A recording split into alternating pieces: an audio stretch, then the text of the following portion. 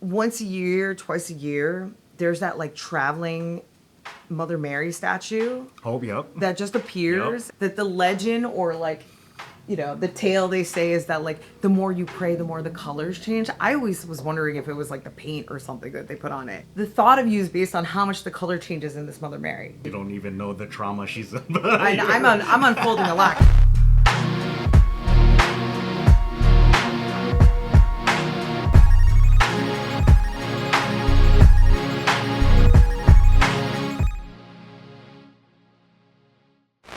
All right. Hey, what's going on? This is Jason Insight, and along with my co-host Kat Serrano, you are now listening to the Future Ancestors podcast. Now, if you know anything about us, we have this love for where we come from, the Garden State. So we're proudly to welcome someone who also hails from the Garden State. People are built differently from Jersey, especially Filipinos. And our guest today, Zeena Kota, is proof of that Jersey hustle. A singer who expanded her creativity as a writer, podcast host, and executive, Zeena has worked with industry powerhouses and is currently the vice president of marketing at Universal Music Group. Zeena is now passing her knowledge and bringing back to uplift and give opportunities for Filipinos and AAPIs, potentially wanting to also work in this field, and even inform them of their ability to even have them. Joining forces with fellow AAPI execs, she founded the Asian American Collective in 2020. This work was recognized by Variety magazine as she was included in the list of top AAPI executives in music 2024. So let her break down what she's working on and the journey she took to get here on this episode of Future Ancestors with Zeena Kota.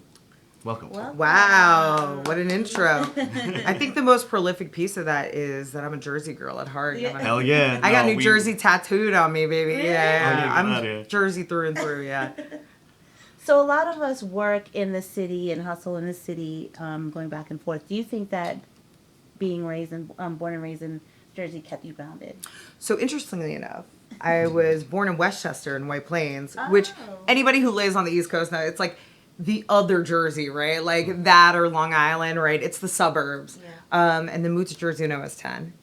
And yeah, I mean, I just loved growing up in New Jersey. Like, it's not only like the most eclectic place, both like geography wise, right? Like you can be in the mountains, you could be at the shore, you could be in the city pretty quickly, but like the people you meet are so diverse, right? So that was always cool for me. Yeah. Like I think when I was in it, I didn't realize it, but then growing up in the hood in like Hillside, New Jersey, definitely like then going to Catholic school and meeting all these people who were like white and had only white friends, and I'm like, we live like 10 minutes away from each other, 15 minutes away from each other, right? So, yeah, Jersey through and through. I think it really did make me who I am, yeah. I love that. So I want to add a little tidbit too, because I saw it in your bio, and I was like, oh, crap, with the Jersey connection. We went to the same college. You went to Montclair State University. I just drove by there the other day, yeah. That place looks like a totally different thing. I could not believe there was a diner, like when you would go to class, you'd come down, and there was a diner if you had like in between classes or some time to kill. It's gone. It's now a dim sum, place. I'm like, no. I haven't been there in a while, so Yeah. So that was the one thing I was like, okay, I know I can mess with this girl because Montclair State. There you go, the other MSU. The only place where I was accepted, yeah. Well, same. I honestly didn't even care about college. Like I went to college, but it was so secondary to me, like getting my career started. So like my time in Montclair, I dormed for 1 year, which was weird. Just pointless. That is weird. It was super pointless. I didn't even know they had dorms over there. They do. They do. And it was 9/11. Actually, my first year of college. The first few weeks of college, it was 9/11. And you could see, because on Montclair State, you can see New York. You could see the towers burning down from our dorm. So it was like, what a great first start to college, I was like, I'm out of here. I'm going back home. Why am I living here? It's wasting my money and time. But it was a cool school. Yeah. Yeah, I can go on for hours about that. I think I'm gonna save another portion of our conversation about Montclair State. But what was your experience? Okay, so we talked about growing up in Jersey, but how about the Filipino end of it? Because there's one thing growing up as a Jersey Filipino. What was your experience growing up like that? And we ask all our guests, where's your family from in the Philippines? Oh my God. So my mom's from Metro Manila. Grew up in a shack, which was always weird. Like when I was little, she was like, we're gonna go there, it's gonna be different, and then you go there, you're like, oh no, they literally sleep on the floor and they're straight up peeing outside, bathing outside. I'm like, this is crazy. Like I would think I was like 6 the first time I went to the Philippines, and I was just like, this is insane. Like, and it's burned in my mind because everybody gets sick. Everybody here with got sick, and then my aunts are all nurses, of course, so they're like giving us all kinds of like illegal drugs that they had brought. I don't know. Being Filipino is interesting. So I'm mixed. I'm half Filipino, half white. My parents were divorced when I was young. Like, always talked to my dad, whatever. But my mom very much like was with our Filipino family. My mom is older and a straight up like immigrant, but worked for the UN, so she's lived all over the world. But she was a very old school Filipino in her ways, you know, like very Catholic. Everything was about church. I don't think anybody can understand. I always crack up with people. I don't know if you guys ever experienced this, but once a year, twice a year, there's that like traveling Mother Mary statue Oh, yep. that just appears at the house, Yep. and then there's a whole ceremony. One time I brought my husband, who's like 6'3", white dude who looks like a football player, right? Like from Baltimore, and I brought him to one of my mom's house. It's like if you haven't experienced this, it's literally this ornate Mother Mary that the legend or like, you know, the tale they say is that like the more you pray, the more the colors change. I always was wondering if it was like the paint or something that they put on it, but like there's like these like ombre colors on I've never this. experienced it. This is a part of Filipino culture you have not You seen. don't even know the trauma she's in. I'm unfolding a lot because my mom's hardcore religious. So there's this doll, like it's basically like a statue they would bring for like a week, and it just sits in your house, and you're supposed to pray to it. And there's a whole ceremony. It's like they bring everybody with the keyboard set up, singing these Filipino songs to like the statue, and then they come pick it up a week later, and like you're based on how much the color changes, like the thought of you is based on how much the color changes in this Mother Mary. So it's like your character depends on what color. Well, she like, is? did you pray enough? Like, are you that devout? Hell. So then they come back, and then there's a whole other fanfare. You know, then there's You like, do it to the next family. yeah, and then- pansit, yup, there's yup, lumpia. They yup. like have a whole like spread. so- This is how we It's learn like all the names of the. families. We learn all the names of the saints because they'll name everyone. They'll be like, Everybody. "Saint, pray for us. Pray for us." and then pray it for comes us." back like another 6 months later. Yup, Then the same we get it statue back. or a new statue. And so it's like one that goes from house to house to house. yes, Yup. the traveling Mary. Yeah. And you got that one auntie who sings off key doing Ave Maria. Yeah, And yeah. then you try not to laugh, and you can try to. Oh my. And it's like kind of surreal. So the last time I mean, this was Yup. a few years ago. I brought my husband. He has like his parents are pretty religious too. So we go, and he's like, I don't even know what to expect here. You get in, it's like all these Filipino women like just kneeling on the floor, and then this guy with his like impromptu keyboard like out there like Yo. breaking it down, and they're all singing in Tagalog. So he's just like he takes the thing and he tries to sing in Tagalog. It was That's cute, but I was amazing. dying. I was like, yo, you sound wild right now. Like, That's awesome that he tried though. oh, he tries. Yeah, I give it to him. He's That's dope. he could be worse Yeah, in his yeah, yeah. presentation. But yeah, so that to me is like one of Trauma, yo. my fondest memories. I mean, trauma, but fondest because Yeah. you're just like, it's so ridiculous to American people or Yeah, like yeah, yeah. white Americans.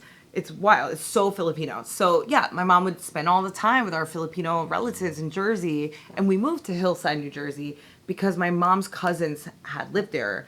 And after my mom got, divorced from my dad, they just needed time away because they were like still fighting all the time. So like we moved, and we randomly ended up there, and it was just nonstop Filipino shit, like constantly. Like Wow. that's it. Yeah. I don't have any of that. That's cool. That's all. You'll it's- probably be okay. Oh no, And you're like, I'm oh, no. definitely. I'm do you not- know? Have you experienced this? Yes. weird. No, my Super mom weird. topped it down still. Like, she's still, like, I can't schedule having my children stay at her house on the 13th because she has to go to the Blue Army Shrine in Pennsylvania. Oh, yeah, they That have do that trip. Yeah. And she has friends from, like, Chicago who drive over. It's a thing. It's a thing. You know what? See, when we've rescheduled episodes, it's because my mom had to go do this thing. It's the religion, Yeah. like it's real, like Yeah, the it's for religion real. piece of it. It is for real. And honestly, now that I'm older, now that I'm a 40+ woman, I think that I'm starting to unpack some of that in both a positive and negative way, where the devoutness is almost brainwashing in a weird way. And it's not that I don't believe in God. It's just like the level of devoutness is something else that I've never seen in other people who are also Catholic, basically. So yeah, that's a really big piece of my Filipino upbringing is that, and food, obviously, like food. Yes, is- I always knew the food. I didn't really have a lot of our culture growing up, so I love when we have guests on. Like, I love that you share that with me. Oh, yes. That's cool. Like, I'm kind of happy that I missed it because it sounds very boring, but I'm grateful yeah. to learn through you guys that this is something that It's like it weird. is a part of us. I've been so curious about the statue. I'm like, Where does it come from? what are the logistics of this statue? Yeah. Like, who makes this statue? What is the paint? Like, does the paint have some kind of color changing thing? I'm like, because it is weird, because it will show up. This is where I'm like, do really ghost, you know, like Yeah. the ghost piece comes in. Because I'm like, it's white when it shows up. And then day by day, you're like, checking to see. And it changes color. It gets, yeah. I'm going to screenshot a photo of this phenomenon to you. Yeah, now I'm kind of curious. And so do you. So, did you always pass the test? My mom did, yeah. I mean, she was. What about you? Did you? Oh, me, I'm not. I'm not contributing. I'm like away in my room trying to. I would get creeped out when the statue comes. Honestly, Yeah, that's. Would you do this tradition with your daughter? Hell no. No? I wouldn't do it without my daughter. So I do go to, like, my daughter's baptized. We'll go to church on special occasions, or if we have a weekend where we really have time to. I like tradition. Yeah. But this is OD. Yeah. Right? Yeah, Like, this is.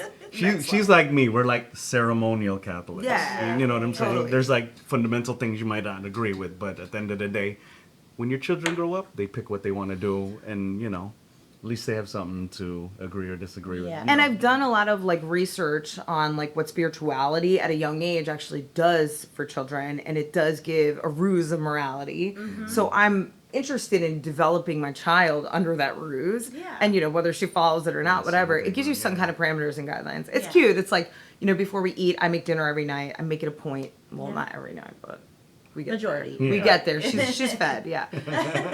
So we'll do that, and then there's a ritual. My husband, actually, this is his family thing. Like, we always pray before we eat. Oh, I love that. And she loves it. She's like, da da da da, even though she doesn't know the words, right? So I like that. I like that Yeah. ritual. I think it just gives something. But yeah, to be taking this like creepy ass statue, I don't know. Maybe, there is no need like to to pass ever. it on. You see this thing? It's like it's Okay, a horror please, movie. I'm just, That's like the lack in the industry right now. We need a horror movie of this Mother Mary statue. Oh my You God. should My mom would kill me.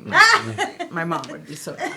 You know what would be great? We'll put you on the list, and then someone will come to your Yeah, house. we'll no, bring. no, With no, the I'm keyboard. good. No? I am totally fine. I'm an empath. I will, no, I don't Okay. want it. I'll start seeing here, no. I'm like, who actually mans the list? Like, I have no idea. who is the gatekeeper of the list? Oh, we. Do not add me to that. No, I don't even know the list. I know my mom You're was. gonna get you guys are gonna get a knock on the door. I I'm know a lot of big, but not Filipinos on Manila Avenue. That's what's gonna happen right No. there. I lived on Manila Avenue twice actually in Jersey City. Oh, get out of here.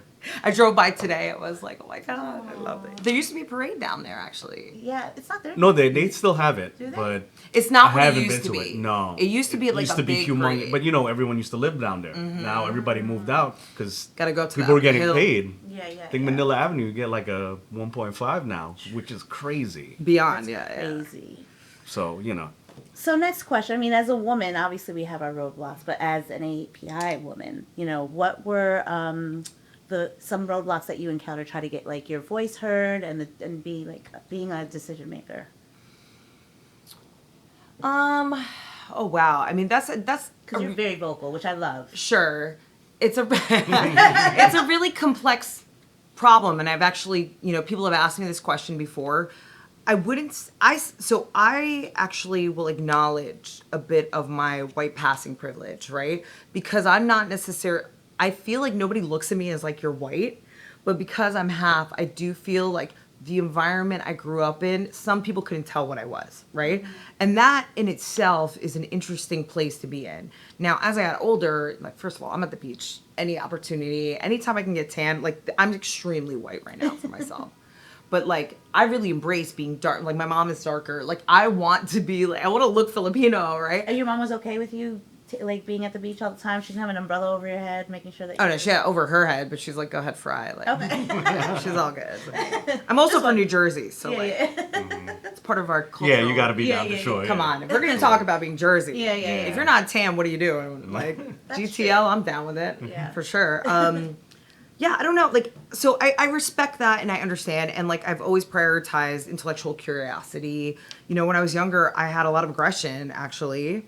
And I feel I've been able to kind of work through that through therapy and all the fun things in life. And I think that my biggest roadblocks in my youth were really myself and my demons, actually. And then coming into my own, I would say my 20s was interesting because was really hustling all these jobs in New York, doing media personality stuff. Your husband knows all about that life. And then just, you know, trying to figure out what does that equal monetarily, but I didn't care about money as much. Yeah. And then as I got older and also like, I don't want to say fell out of love with music, but I'm always going to love music. I'm a musician first, right? Yeah. It's like kind of understanding the power of my voice and where that leads, and then finding my own and holding my own, and then going to the corporate world was the real like, can I do this? Yeah. And that was a big step. Like, and I'm not talking about when I in the more music corporate world, like going into like the North Face and like representing a global brand and being a voice at the table. It's like you realize how few voices actually are any kind of voice of color Yeah. or a woman. Yeah, yeah. So that, I think, I have a lot of respect for people who make it. And that's why I'm very interested in politics, because it's actually the highest form of business, right? Like, there are a lot of political moves that are made that are the business of human beings, like the business Yeah. of society. So I don't know. Like, I feel like I've dealt with a lot of roadblocks. And I felt that I've had to pivot myself at times to be more digestible, let's put it that So you way. edit yourself. You have to. Yeah. I think if you're not constantly editing yourself, then what are you doing? Yeah. Like, especially after 40, it's weird because I've had this like switch go off in the last few months where I'm like asking myself if everything I've ever known was correct, or if I do things or behave in a certain way because it's a preconceived notion of something that's deep seated, right? So for instance, like small things like don't do this one thing, or like don't eat after a certain time, or whatever, because it's like all my mom's stuff. It's all this weird stuff where you're like, okay, why do I believe that? And when you do the diagram of why you're there, you're like, wait a minute, I'm not doing this like with current intention, right? So I think that there's that flip of that, and I feel that professionally, spiritually, and as a mother, growing as a mother, like that has changed the way I want to project myself. And I think that we all have like a moment in our life that makes us question what we want to put out there and how we want to put it out there. Yeah. And, you know, sometimes you get knocked down during those times. So, I mean, really just finding my voice and finding a way to best represent the message that I was trying to convey within those environments was the way that I overcame it. But, you know, people just don't take you as seriously as somebody who comes from the Ivy League, or somebody, you know, when you're in the business world, for sure. Yeah. Like, there's things that I didn't understand until now are indicators and like things that already start people off on a higher foot, whether it's educational, it's wealth-based, it's family, in a way that when you're Filipino, like, who? Yeah. Like, nobody in the family. My mom was like, she worked for the UN, so it was like, you know, an area of prestige, but she wasn't like ruling shit at the UN, right? Yeah, So yeah, it's really yeah. interesting having to self-build every Well, piece of this. I think that that's our generation. Like, we're the ones that are setting the way for our kids, because I grew up seen and not heard, right? Totally. Like, do what I tell you to do because I said so. So I think that's kind of what stole my voice, which is why I love how loud and and confident and proud you are. Like, it's beautiful to see, which is why I was like wondering, like, I want to know the root of like how you were able to overcome that. And, you know, kudos to you for doing what you do, especially as the founder of AAC. AAC is a very powerful movement, and I'm excited to see where you guys go and where you take it. But between you and Grace, like, spearheading the whole thing. Well, and then Caroline too. So Caroline Yim's like a huge like hip hop agent. You know, she's been doing it for years. Caroline's so low key too. It's like, it's always interesting. Like, She's Filipino too? no, she's Oh. actually Korean, and so Grace is Korean as well. Okay, So okay. like I'm the Filipino, and I have the Korean partners. I love it. Listen. But then Evelyn, yeah. So we got a bunch of Filipinos in our yeah. mix too. You know, we're always in there somehow. No, thank you, and I appreciate that. I think that it's weird because I'm both loud, not only because I'm Filipino, but because I'm from New Jersey, actually. Like, being who I am is only a byproduct of just having the confidence of, like, honestly, when you grow up in New Jersey, you have to be quick. And Yeah. being a performer, I was in a band for 15 years. I started out doing, like, theater. So acting and putting myself on camera and doing these things was very natural from a young age.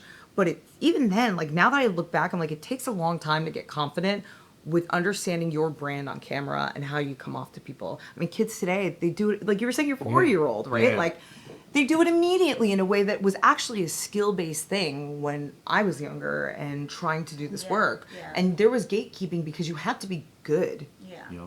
Like, you Yeah, yeah, actually yeah. had to be good. Now I it didn't doesn't recognize matter. that. Nah, yum. You know, you'll see what happens. But that's why a lot of these people fail in practicality, because they can't actually be a performer. They aren't a creative mind. They have a hook. They sink it, and that's it, right? So, Yeah. being loud is just, it's in my DNA. And I think I've had to question it more over the last few years, and especially since becoming a mother. But I don't want to be silenced. I won't be silenced. I love And there is that. no price on that for me. Yeah, I And see that. I feel it too. It's It just great. can't happen. What Like, about ancestral? Have you ever gone back? Like, where does it come from? my mother. My mom is it's weird because she's very religious, but very unconventional. She got divorced. She came to America when she was 27. She worked for the UN. She was like self-made. Her mom died when she was younger. I did do a little documentary on my mom a few years ago. I have no clue. It was on Vimeo, so I lost it to the wind. But I have no clue where it is. And it was interesting because my mom kind of went through her story, and I just feel like she's had to be very strong throughout her whole life. And I was it you? You posted something about like coming when you're like your Lola, right? Coming when you're young. Like I think about that now. I'm like, my God, I was so Yeah. doing such BS. Yeah, when I was that age. but we could do BS. Yes. We have the luxury of doing BS Right. because they went through the struggle. so Totally. much. So, Yeah. yeah. 27, I was like, dating dudes in a band. Like was not thinking about anything like seriously, like my mom, right? How Like, old was she when she had you? she was 41. Okay. So I also am an older mom. And yeah, I think that also had an effect on Yeah, yeah. on how she treated me. And it was very much like an adult, weirdly enough. Like we have a lot of trips together because she was an only parent for a long time. Yeah.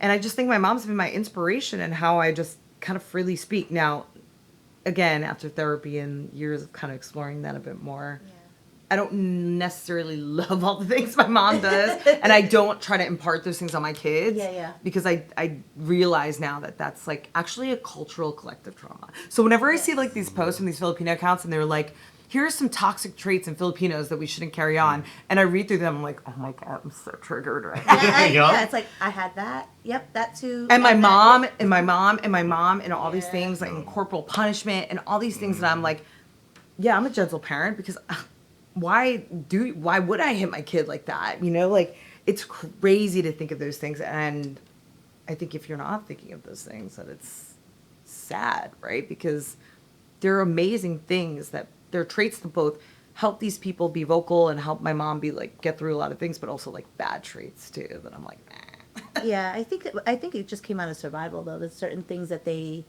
certain things were just passed down. Like I think the hitting. I'll speak from my family. Like I think hitting was just passed down Yeah. from Absolutely. Yeah. when she knew better, she did better. Thankfully, that was very traumatic. I'm like, anyway, I was having flashbacks. Sorry. Yeah. And then just like the steel, like not a I forgot where I was going with it. Sorry. No, but it was the way that, we were raised into, and you're trying to prevent, like, there's certain aspects that I was not happy, like, as being a parent, of like, oh, I shouldn't have done this and that. But then you learn along the way, but then you remember those same things. And then I see it now, and like, same thing we were saying with these videos, there were certain things that I'm like, oh my God. I'm like, I'm doing that. It may not be like as bad as like hitting, but things I would say.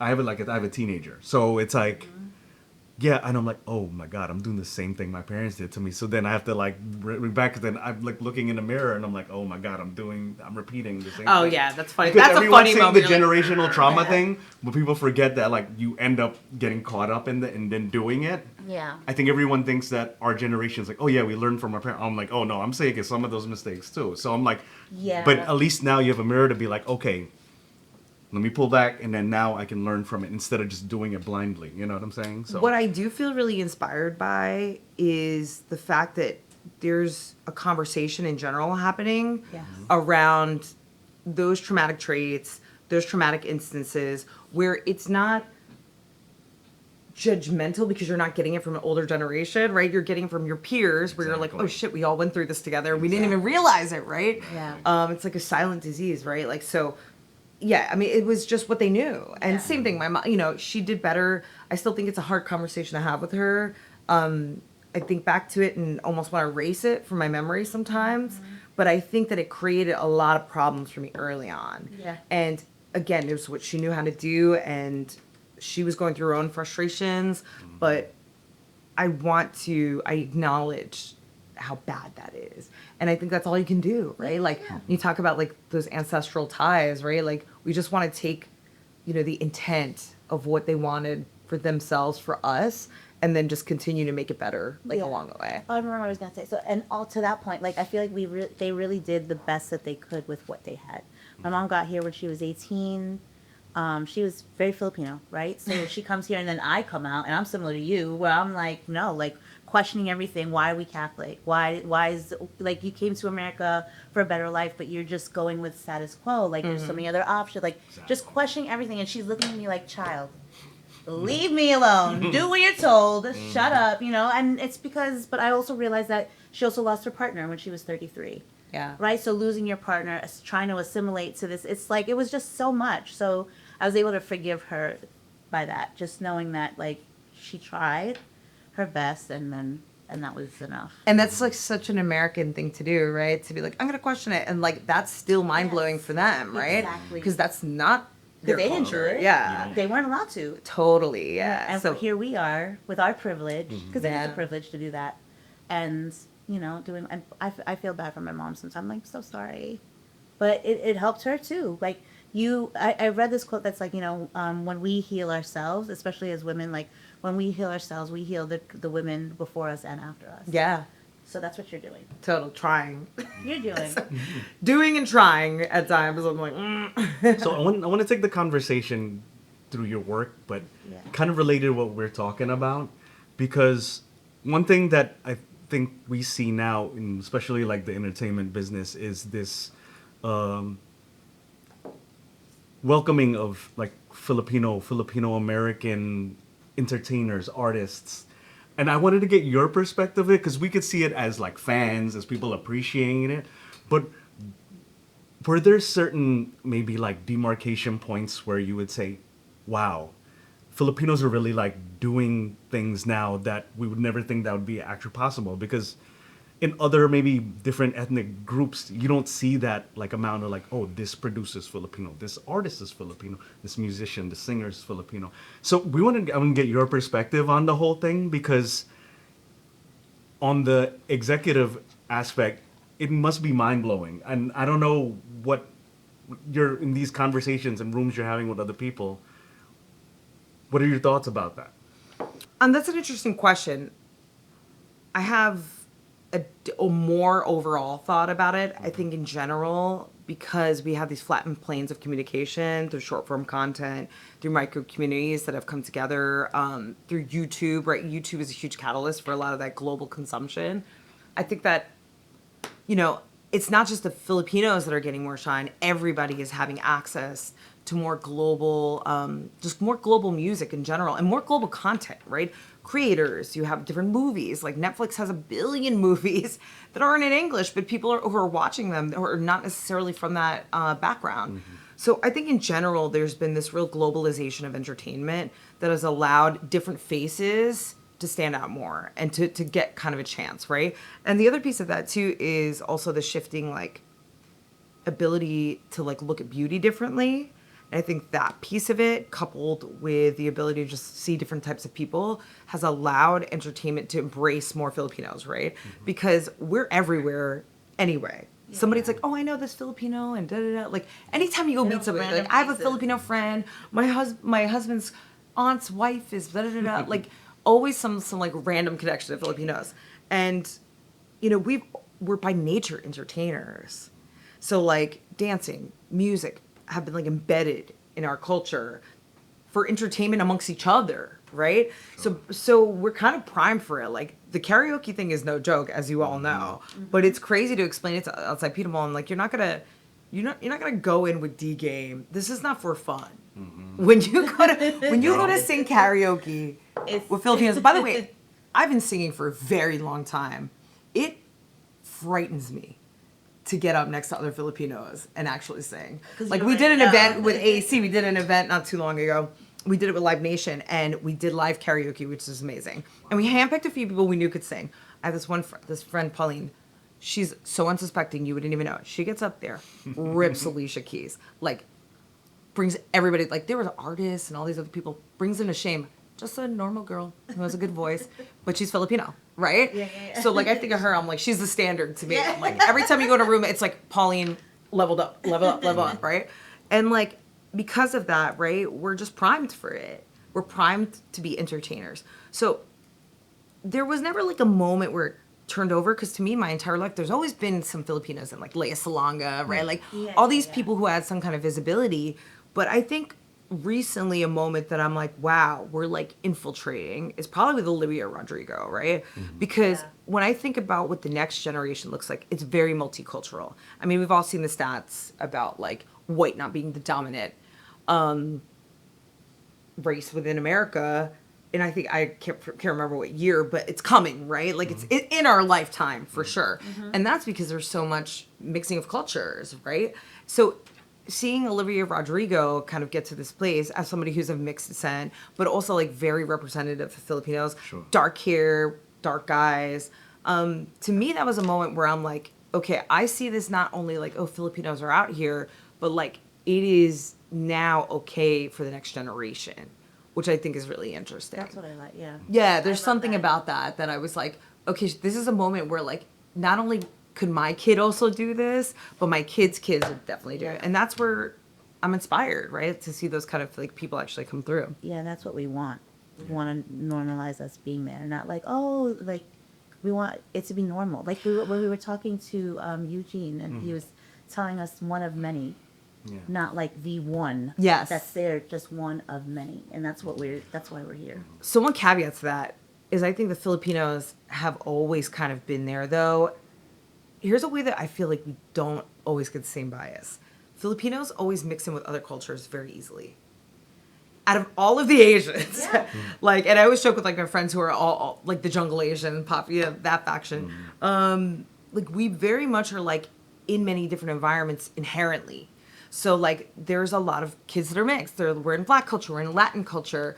You know, obviously like mixed in white culture, but like I always feel like we've kind of had our tentacles in different places that maybe other Asian cultures haven't had. So I do think for us, it was a matter of time before the respect would come. And the other thing was ube. When ube hit to me, that was a big moment as well, because like, why is ube like a buzz flavor, right? Like, how did this happen? There's a shortage now too. I That's know, the crazy like thing. how? I know. I heard it was. That's crazy. I don't know. I'm just trying to. I don't know. I was thinking about. Anyway. Yeah, what's your moment? Like, what do you think was the breakthrough moment? I don't know. I'm just. It probably was her, because I feel like I could put her on the same pedestal as like a Taylor Swift, right? Like that huge, Big pop star. Yeah. So that way, like little girls everywhere looking at her, and they're like, I can do this too, Totally. right? Because I feel like Aaliyah Salonga. I don't know that little girls are looking at her like, oh, I can be. Yeah, some people weren't sure about that. Yeah, Because you the know. Mulan factor. Maybe 'cause that- yeah, they that thought was- she was Chinese, or you know, Yeah, but and with- then Les Mis is a French character sung by a Filipino. Yeah. Yeah, so it was But little Olivia, gray areas. Yeah. she's like Filipino proud. She went back home. She did this concert. Like she's very. Oh no, from day one. Yeah. Yeah. She was on Disney Channel when she was a kid saying I'm Filipino. Yeah. That was, you know, I had kids, so they were watching it, and I'm like, oh. And I think that's The acknowledgement important. is a big part. Yeah, it's Yeah. important to acknowledge like who we are and where. So our next generation, they see us. Yeah. You know, that's why your voice is important. Your daughter's gonna know now. Like your mom Yeah. was able to do it for you. You know, I don't think that I had a lot of that growing up. Yeah, and I will like definitely pass. I'm inherently just by like all the aunties being around, the titas, yeah, like I mean, but I'm gonna pass that down to my kid, of Yeah. course, because I think it's really important, and that's a piece of our culture that like, for me is like something I never want her to lose Yeah. inside, and I'll never lose. I realize it's just like some people don't think about their culture, is what I realized. I worked with, I used to work with a girl who actually was half Asian, and she never talked about it at all. Like, you could tell she's something, but she never talked about it. And then when we started what we started, like, you know, it was so hype. It was like, oh my God, you know, maybe she'd be involved. But that always fascinated me because we're a similar age, and I always found it really Yeah. interesting that she just never really For- acknowledged it. For that generation, that's even crazier. Yeah. The before that, even because you know what I call it, like the Zach Morris thing. It's because who the hell knew that Zach Morris was half Asian? I didn't know. You didn't What? even. I didn't know. Yeah. Is he? know. What kind of Asian? Thai. Really? His mother is Thai. His natural hair color is black. So that thing, that's the yeah. I am shocked. See? I need That's to. Oh, I thought you guys knew this. No, this is not Yeah. common knowledge. Yeah, he's half Asian. Really? All right, I'm So gonna, that's the I'm whole gonna thing. fact check that hard. He's a Gen Xer, so like he's on that later like that. Yeah. That so I get that, but yeah, when you're saying this with someone you know in our generation where we grew up, maybe you know like '90s, And no that sh- was yeah. And no shade to her. Like, I mean, it just may not be important to her. It Yeah. may not be something that she cares about, and that's okay too. But I also am like, I'm so deeply connected with my heritage that it would be sacrilegious almost for me to be like, all right, I'm Filipino, whatever, you know, like Yeah. I have to just get obsessed with it. Like, I have to understand everything I can. I think I can relate to her because that's how I was when I was younger. Oh, interesting. Because my mom, I mean, we come to America, we should be white. Yeah, You know, marry white. assimilate. Yes, be white, right? So I get that. It wasn't until later, and when I had kids, I was like, wait a second. I'm like, I just always felt so disconnected. I always knew I was different. I was different with this. I had a different set of rules. Like, you know, we said we were very polite, we were very kind. The other kids were not. You know, I would make sure I would always talk to the parents. Other kids would just go in. They never acknowledge the parents, but that's something that we do, right? Our parents taught us how to have manners and stuff. So it just when I got older, I realized I'm like I want to know where I come from. And then I had to do the research for myself. So when it was like 16, I think it started for me. So I get it. It just slips your mind. You don't even think about it because you Totally. were born and raised here, and this is what it is. Period. Right here in this moment. So you really have to look for it. And who knows? Maybe in 10 years she'll be obsessed with it too. Like, I don't know. There's no timeline No, at all. for discovery. Yeah. Yeah. So None at all. maybe one day. Yeah, she'll maybe. come back. Come back to us. Yeah. Well, on that note, you created Asian American Collective with other fellow APIs in the industry. Can you explain how this helps the next generation with their decision making? Yeah, I mean, quick background on it. So, you know, been working in music and media for a really long time. Was working at a record label here and had seen like there were a few more Asians popping up in different spaces that I was working with, and I'm like, hey, there's like nothing for us actually. We had some I had amazing coworkers who were Black who had like sororities and other like associations that they really felt strongly like connected to from a professional standpoint and just like a sisterhood standpoint, right? Yeah. So for me, I just started to get really curious, like what would it be like to build a community? And it was like kismet, right? Like I just so happened to like express my desire to a friend who then knew another person who was trying to start a community called Dope Asians. Oh. Because she was like, you know, there's Dope African, there's all kinds of different Yeah. groups. And it was really kind of fortuitous that we ended up meeting at that time. We met, you know, Caroline was also interested, and Caroline and I had known each other because I worked in hip hop for a long time. So we had like met at that point. So we all kind of had this common goal and came together and we're like, we don't know what the hell we're doing and we don't have any money. We're just going to figure this out and use this as a place that we can build community and relationships for other people so that they can get put onto jobs or other like employment opportunities. Because at the end of the day, money and position are strength and it's a lot of power, right? And having that power to make those influential decisions within different organizations, for us, it just was a no-brainer. Like, how do we help accelerate that kind of community? So, yeah, I mean, we came together. We started in 2020. It's crazy. It's our 5-year anniversary. You know, really. Congratulations. Thank you. That's awesome. It's like wild how quickly it's went by. Yeah, anything from the pandemic, like I'm like, wait a minute, it's 5 years ago. Yeah. But this was like right before the pandemic, Oh, yeah, which is okay. crazy. Yeah. And then I moved to Denver and I was like, it's going to be over. Like, we're not, whatever. And then a week later, the pandemic started. So because of the pandemic, we were able to kind of really hone in on our messaging and figure out what we wanted to do. And, you know, everybody was online. So for me, it's an area I thrive in because obviously I've done digital marketing for a very long time. And it just felt like a really great communication vehicle to really spread the word on like how we're trying to build the community. during the pandemic, when everything was happening with the rhetoric that we were experiencing at that time, was really keen on beginning to amplify, getting different media outlets to really acknowledge the crimes that were happening and acknowledge kind of the trauma that we had been going through. So we started a petition with change.org, gained a lot of traction. We obviously have a lot of celebrity people that we knew that we could outreach to, and everybody was really, really intensely trying to help. And that was really interesting. A lot of different intersectional communities, which really inspired me. And that is kind of where we took off and just started to gain a lot of traction digitally. And then once we got a little bit out of the pandemic, started to do more stuff in real life and just built a real mentorship community. A lot of amazing Asian American executives across a lot of different creative businesses and creative concentrations, sports, gaming, music, media, production, right? And just really try to build this community of other organizations as well that are all doing kind of that grassroots work.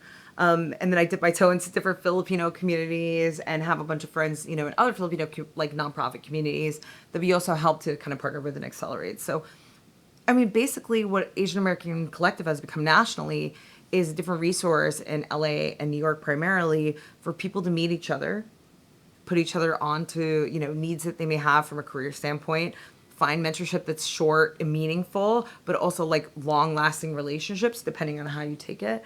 And then really just the education aspect is why we do Feature Fridays and a lot of these different highlights editorially, because we want to put people onto real people who are making differences within their community and the work that they're doing, right? Because to your point, it's like brick by brick, right? And like finding these stories, understanding why people are where they are, how they got to the positions they are, like, can they help you? Do we have a network that we can tap into? That is the actual work because it's impactful to people's lives. So going on year 5, not really sure where that really takes us other than, trying to expand cities and really continue to build more in real life. But I would say the other thing that's changed and pivoted over the course of the pandemic and the course of us being an organization is that a lot more people are zeroed in on community marketing. And because of that, I think that that's really great. People are starting to build more things IRL, micro communities that hopefully will be activated at some point and can be accessed.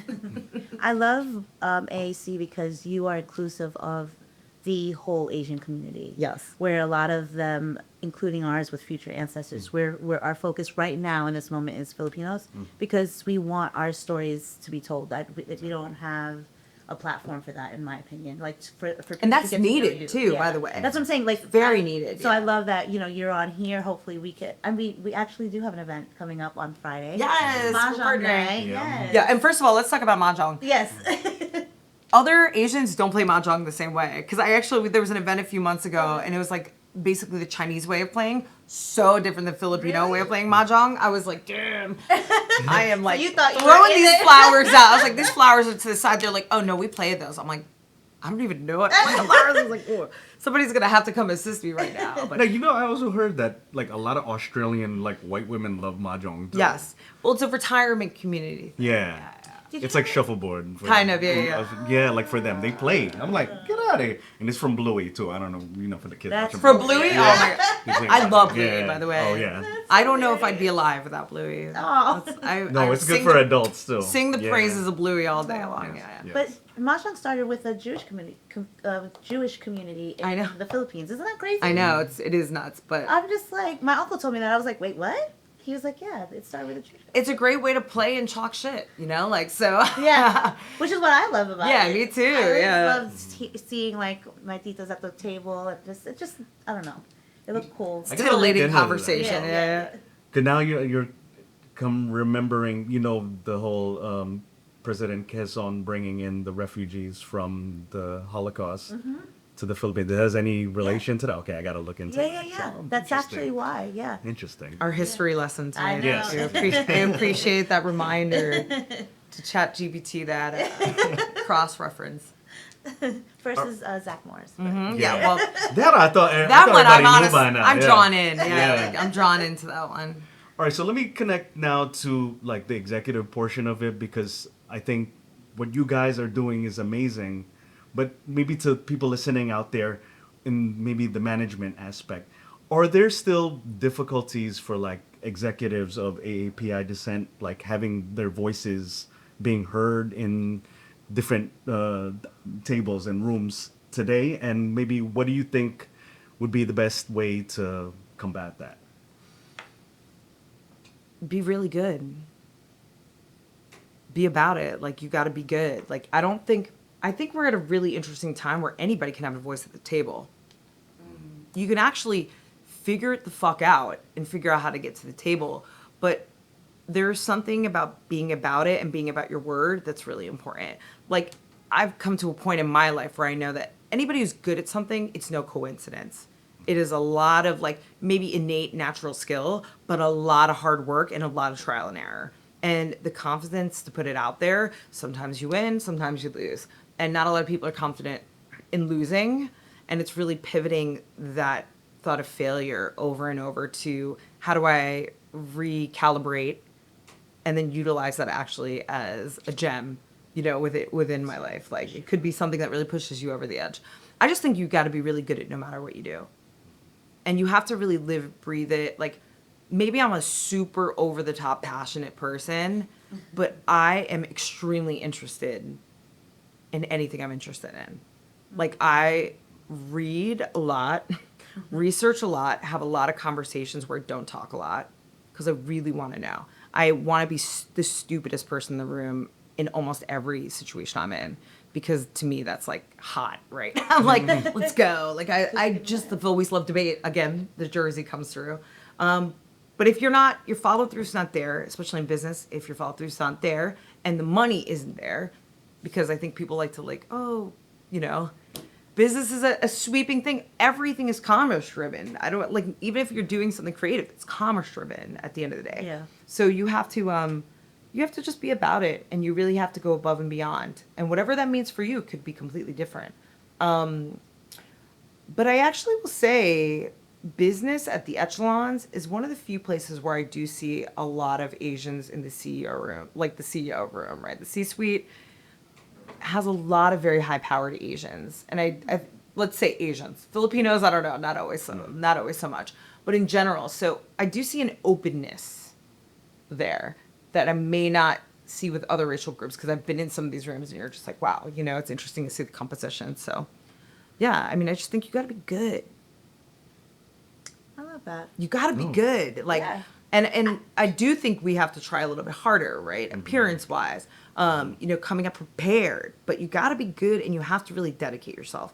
Because I think, like anything, you're not going to win, LeBron's not shooting like and getting all the shots, but he's going to get a lot of them, right? So you got to keep shooting. And if you're not shooting the shots, like, and you're not putting your best foot forward, then no matter what you look like, where you come from, it's not going to work.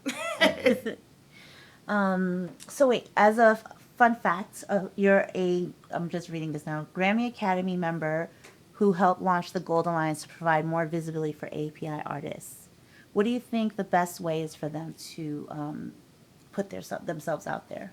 Oh, we talk about this a lot. I mean, I'll also be good, right? Because just because you're an Asian artist does not mean you're good. Like, I've seen a lot of things where I'm like, this isn't even up to standard for any artist. Like, then you think that it's gonna whatever. Like, again, because of the internet, because of short form content, because of the power that independent artists now have. I mean, when I was younger, self-release an album, that was psycho. You would have to fund that by either touring or whatever. So it's like insane to me. Like, now you could literally make music and put it out for free. It doesn't matter. And if you're able to find your niche and again dedicate to what needs to be done, like, that's really what's going to help to drive your career. Yeah. It's insane to think that a third-party company should have to, even if they own your whatever, like, you have to really promote yourself if you're an independent artist. Yeah. And even if you're not an independent artist, look at the biggest superstars. They go out there and they promote themselves from beginning to end, right? From the first day that they become famous to the day they die, right? Yeah. And those are the artists. Look at Bruce Springsteen, another Jersey great. The man is out there. He's in the streets, right? Yeah. And that's the thing, again, like, the people that are successful at something, they've put their all into it. And I think that that's really important for younger artists to remember, right? Like, Yeah. It's more than just music if you want to make it a business. Now, if you want to go out and make music and sing to your friends or do whatever you want. Yeah. But if you want to go make it a business and make it your career and financially support yourself through it, there are things and actions that need to be taken in order to do that. So just being good and really surrounding yourself with a good team, I think is really important, but the music's got to be good. Yeah. That's the I thing. need you to come to my house and talk to my boys. Because they're like, I'm just going to do music. And I'm like, yeah, but there's other things, like what you Yes. just said. Like, you know, there's marketing, there's all this other stuff that goes into it, but they just true artists. And I'm like, okay, let me know how to host. I think that's the big thing, like from being an artist to then going into the business, that is a big, really hard emotional transition to make, It is, right? yeah. Now, I'm okay with it now that I'm 41 years old. But when I was in my 20s and I had my first label job, I was like, man, this is kind of hard. Because, like, you get very attached to the artist. You're like, it's their vision and you want to support that because you know what it's like to be that person. Yeah. But the vision's not always right sometimes, you know, and bands will admit when things didn't go right, or they won't admit, and then they'll just go into obscurity, right? So, I mean, like any business, again, like there's, this leads to that, and that thing leads to, there's a chain reaction. Yeah. But at the end of the day, the product has also got to be good. Yeah. If the product isn't good, Then, yeah. And, or it could be good and no one hears it, and I've That's the seen other- that a lot. Yeah, too. like and let's hope applying that's not your that- sons. Yeah. Implying that, because we've said that multiple times in our roundtables and other episodes, we support our fellow Filipino artists and creatives and everything, but if you suck, you suck. Like, being Filipino will represent and we'll show you love, but that's not the only reason that we'll support you for what you do. So it got to be out there, because even like our fellow, like we've had other musicians and talk about it. That's just not your way in, just to be like, oh, yo, I'm Filipino too. Let me get in the door. So, you know. Yeah, I mean, that's- I let a few things slide sometimes, and I'm like, Yeah. all right, well, you're Filipino, so then you're like, yeah, but if I you're can be a little absolutely more real with you, give you the real, you know. yeah, shit. but if you're absolutely terrible, then Yeah. you can't do anything about that. I mean, far and beyond what our racial background is, Mm-hmm. I'm definitely a little crazy because I'm just very much like, you got to be about that life, Yeah. no matter what it is, right? And if you're not, that's cool. That's totally cool. But then you got to find something that really fuels you, and Yeah, that's so whatever it is. personal Yeah. to It each is. person. You know, it's very personal to each person. So I have no notion that like anything's going to be easy ever. All right. So, in general, where do you see the future of, say, the AAPI artists, the Filipino artists, and what do you think we should be looking out for in the future? Either it be a particular artist, or maybe, a kind of trend that you think that might be something we should be on the lookout for. I see a future of very diverse artists moving forward. I mean, we're already kind of seeing it, and I'm not even just saying like culturally, I just mean musically as well. Like the fact that country over the last years has become such a big thing. I have my own thoughts on that. But it is definitely an infiltration of a culture that needs to be heard, that's trying to bubble up, right? Like, so it's interesting. Like when I think about Asian artists, I just want us to become part of the normal music conversation, which I think we're already there. I actually don't think that we're at the best time right now. I do agree. We are at the Agree. best time. There's never been this level of diversity. Is it harder for some Asian artists to maybe get seen in the same way? Yes. But again, are they unique? Are they good? Are they attractive? And attractive's not always hot, actually. it's- Attractive is, yeah. are they visually interesting? Are they like a character? Yeah. Do they have the performance chops, right? And that's why there's so few people who make it to the top. Because people don't always have that. And then when they have that, they don't always have that for an extended period of time. Yeah, for sure. Because life hits, right? Like life gets real. So it's the same thing again for those Asian artists. Like we're already integrated. I think we're going to continue to see more different points of view and more different voices in multi-genre. Be great to see an Asian country artist, right? Yeah. It's awesome to see a lot of like Asian rappers now because you never saw that before. Like it was like Jin. Jin was Yeah, like yeah, the only he way. was- Like was he it was speak the one. Chinese? Yeah, we were like, that was the only way. It was like Yeah, Rough he was the Riders or only Yeah, something we like that. Yeah. we actually interviewed South Star from Smiles the South Oh, Star wow. too, and we talked about that whole journey because he was multi-Asian too. Yeah. As Chinese and Filipino. So yeah, and not people not knowing that either. So yeah, I we mean, understand that. you know, it's just cool, right? Mm-hmm. Like, it's cool to see that there is an openness to even seeing personalities and hearing that, even Sure. hearing songs in other languages in America.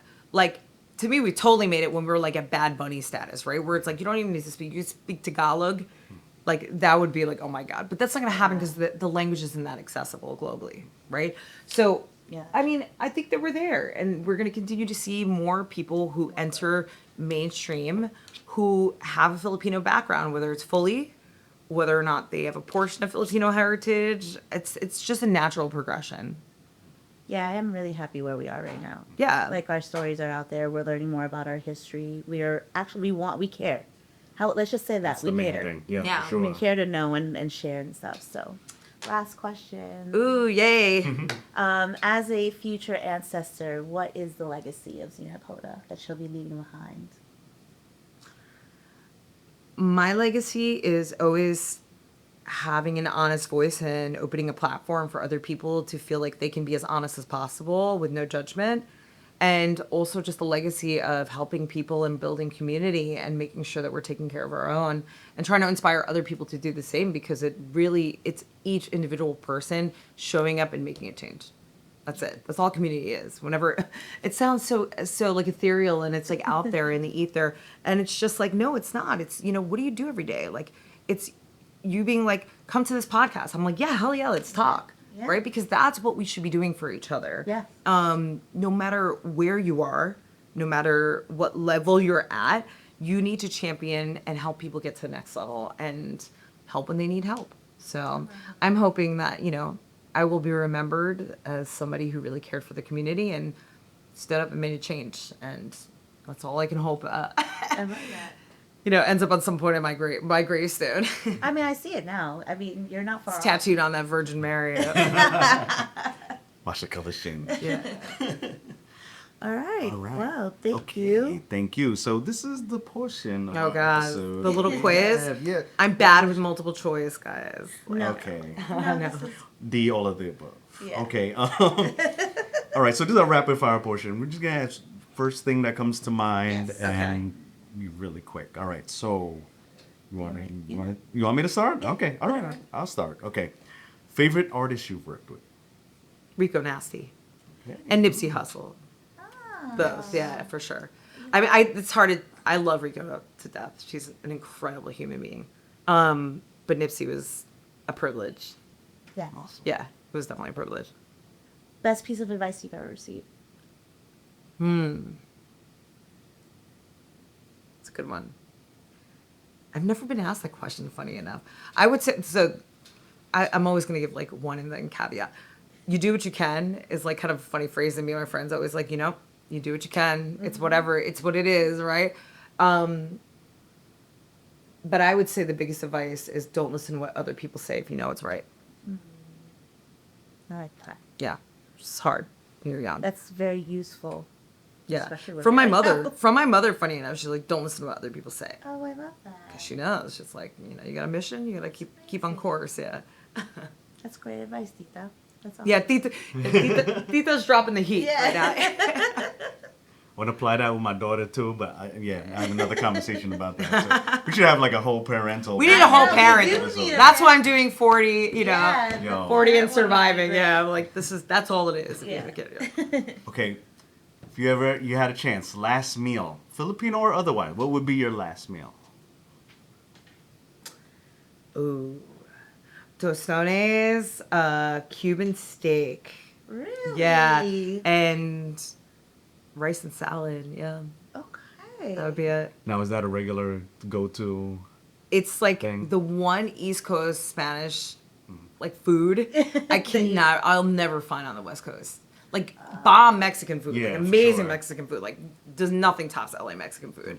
But growing up here, Yeah. I'm like, I need Colombian food. I need Dominican food. Yum. I need Cuban food. I love Cuban food. So yeah, that would be it. Peruvian Like, too. yeah. Take me that with a shot of mezcal, and then you can take me out. Mezcal's my favorite. Yeah, mezcal's the best. That's my yeah. favorite. Like why go with a regular tequila? You know, I mean, it's a little something that's how I extra. feel. Yeah. So the artist who inspired you to become a musician? Oh my God, that's a good one. Oh. Oh, that was yours. I'm sorry. It's spicy. No, I didn't know. It is your question. I wouldn't It is your say, question. yeah, and it wasn't an artist actually. It was like, it was basically Broadway. Like I really loved singing, and when I saw actually Phantom of the Opera, I was like, this is incredible. Stop. Yeah, I was like, this is incredible. Like, it was cool for me too because I loved opera, and I'm a Scorpio, so I'm all like mystical, right? I love any of that kind of stuff, and then like seeing it mixed with like rock too, I was like, oh my God, like I'm really into this. That was my favorite too. Yeah, it I was- bought like the soundtrack and everything, and would listen. It was for the incredible. instruments. It's like some of the best music on earth. It really was. And yeah, that's what inspired me to get into Broadway. And then like getting into a band was interesting because I think like Tori Amos and a lot of like those female singers at the Yeah. time, Sarah McLachlan, I know it's like cheesy, but like they really inspired me. That I'm like, there's these women who aren't like doing heavy rock music, but use their voice in a different way than like a pop singer, right? So that really inspired me and kind of like made me move more into like well, maybe I should be in a band or like write my own songs, you I know? love that. Okay. All right. Last one. Name a song that you would play on loop for an entire car ride. There's a lot of those actually. I'm trying to think of a song that you guys would know that would make sense. The funny thing is with that is because you know sometimes when you're searching for songs and then you only search for the one song and then it ends up looping. Yeah, So you yeah. just say, all right, F it. I'm just gonna let it ride the whole ride. Maybe Rihanna, Bitch Better Have My Money. Oh wow. Oh, I like that. That puts me in a. That's a good one. zone. Yeah. That's a whole mood, Yeah, you it know? is, Like, I'm it like, is. all right, okay. Yeah, that's that morning. Yeah. Someone pisses me off. I'm like, That's like my New York soundtrack. Yeah. That's like I put my earbuds in and I'm like, all right, we're going to fuck shit up today. It's going to be different. That's awesome. okay, so we have one more game. But we Ooh. need a second. Yeah. Are you? I think we should. I think we should. But we need our headphones. It's gonna be fun. Just give us a second. I'm sorry. Okay. You're going to finish The song the line. song. Oh my Okay. God. Okay. All right. You wanna go first? Now, I jokingly said to her too, because I don't sing. I hate said to say I said I love you, but I hate you right now because you trying to get me. I'm more the like with the karaoke thing. I train myself to learn that like if you tell me to do James Ingram just once, I can kill it because I've like worked on it. Practiced it. Yeah, You know what I Yeah, mean? he didn't But practice this. I so- did Got not it practice. down. None of us. So just give us some grace. That's why we went over Give there. me some grace. I'm like, Yeah. all right. Alright. I'm like, what are you going to You're have? the singer. Yeah. I'm gonna feel like I'm gonna talk it out now. Okay, so the line goes. Because life is so long, I would not lie to you. How would the song? You have to sing it. Put the song Because I could in butcher your it. head. In your headphones. No, I Well, know I don't how it sounds. I don't even, whether you sing it or not, I don't know. I have no clue what that is. Cause life is so long, I would not lie to you. See, no, there.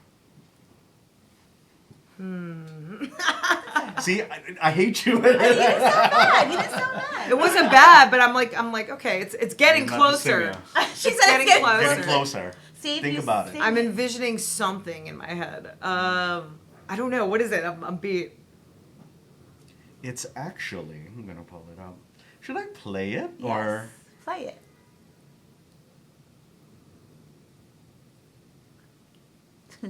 I should work first.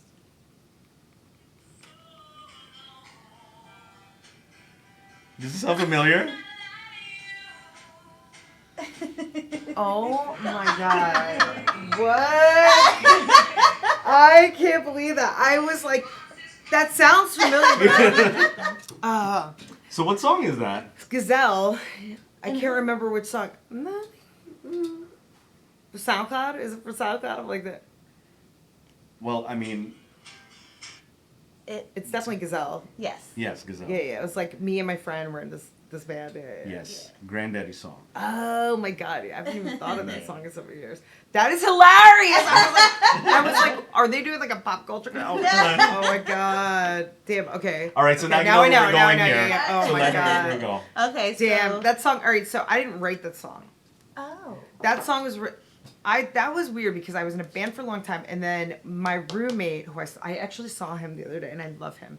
He used to date this kid who was like a brother who was Filipino actually, and we all lived together in a house. And then they broke up. He went over to Berlin and did his whole thing. But me and my friend Jay, we had this acoustic project, and we were just kind of like sit at home and sing together, like, and it just evolved into this. So he would write these songs in this Tom Waits voice. And then I just would like consume them so much that I'm like, let me just sing them like in my voice. So yeah, that song's written by him. And yeah, it's very rare that I would do that, like sing somebody else's song, but it was fun to do that project. And then eventually I just started writing my own stuff with him. Awesome. Wow, that's funny. All right, next one. Well, now we know the story, so I That don't know Cajon, yeah, if we the need it. Cajon's working overtime on that song. All right. So this is. See, you Well, because wanted I me to wanted to sing, make and it now you don't want interesting to for her sing. because she's the artist. That's so funny. I'm like dying. This is good. I like the plot twist here. Yeah, I was like, All right, so, fuck. Fuck. Okay. it's sorry. hard to sing other It people's is. songs. So, rain, waves, cloud. Is it easier to communicate? Yes. Okay. I can't remember. This is an Aphonia song for sure. Ah. I think so. What? Like, hold on. Play it out. It's so. I haven't sang these songs in a long ass time. This is also Gazelle. Oh, really? Yeah. It all sounds the same. Rain away. There you go. Yeah. Cloud. Yeah. Oh yeah. Is it easier you to go. communicate if I relay on loud? There Would go. you have the strength? Hold on. To have some faith in me, 'cause I'll never let you down. And I'll never get. Yeah. I haven't. Oh my God. I'm like, I haven't sang that song in so long. Oh, Okay, last one. I love it. We'll do it together. Thank you. This one you did this was a cover, Yes. Oh. so we should all know this song. Okay. So And then you could just All hop right. in with us. Are we gonna play it? no, I'll start it. This Okay. I'm Yeah, more yeah. comfortable Okay, with the okay, let's go, covers let's go, because let's then go. I'm like, You're like, I know the song. Yeah. something happens and I'm head over heels. Oh my God. I never find out until I'm head over here. Yeah. Till I'm head over heels, something. Yeah. That one, we did a video. It was me and my friend, and I just wanted to cover that song so badly. I was like listening on the subway, Yeah. and then I fell in love with like Tears for Fears for like an Yeah. entire year. Yeah. I was like, I just want to listen to nothing but Tears for Fears. And that song, I'm like, it's so interesting. Like Katy Perry covered it, a few other people, but I'm like, what would it sound like? So my roommate at the time, who's my best friend, she's an editor on the Today Show now. It's like her day job, but she used to like always film us when we were like performing at home. So me and him got in the bed and just sang that song in the bed with like all these candles because we were like, it's so cool. And, it's like, and then it was like one of those. Remember those little Zoom cameras where it's like HD filming? It was so Yeah, I owned one. Yeah. It was not. It was With the not. USB on the side? It was Yeah. better. We never had that before. Yeah. That was high Yo, technology. that was a pretty game GoPro. changer, Yeah. actually. Yeah, it was kind of like GoPro. Yeah. Yeah. Oh, I owned one. And she filmed it on that, and yeah, I loved it. But that's such a good song, and I just It's a love. great song. Yeah, I But love that's that's a Filipino thing too. just to cover No, that like song. just anything of that era, that new wave era. There's Oh, that yeah, whole yeah, genre of Filipino sad boys and girls who just loved. That's also a Jersey Yeah, thing. yeah, that is a but Jersey it's thing, also too. interesting now living in Los Angeles because there's a huge Mexican culture, which honestly, that's one interesting thing about LA that I love. It's like Filipino and Mexican culture is very mixed because we have a lot of similarities Yeah. culturally, Yeah. right? So that's been interesting to kind of watch. But there's this whole sad boy thing too. Yeah. I love I grew up going to this club in New Jersey called QXT's, which is a goth club in Newark, New Jersey. Oh, wow. That not many people know about. And we would go there all the time, and they played like a bunch of new wave and like goth music and stuff like that. So that was fun. Yeah. But thank you for reminding me that I could sing, and I like singing. Yes. The only person When she here put me onto your music, and I was like, all right, let's do it. But then I'm like, oh, you're really trying to get me to sing? I don't want to butcher what your stuff is. No, I appreciate your bravery. Yes. Thank you for not killing I me. appreciate it. Yeah. You're a good sport. Well, All right. thank you for being on the show. Thank That you. was it. That was our last game. Yes. Well, thank you for having me. I think it's really important what you guys were doing, and just in general, like getting our voices out there and showing, that we're similar, but we all have different upbringings, and even if we're the same place, same background, we're all just individuals. So like, keep on the keep. Yes. Thank you.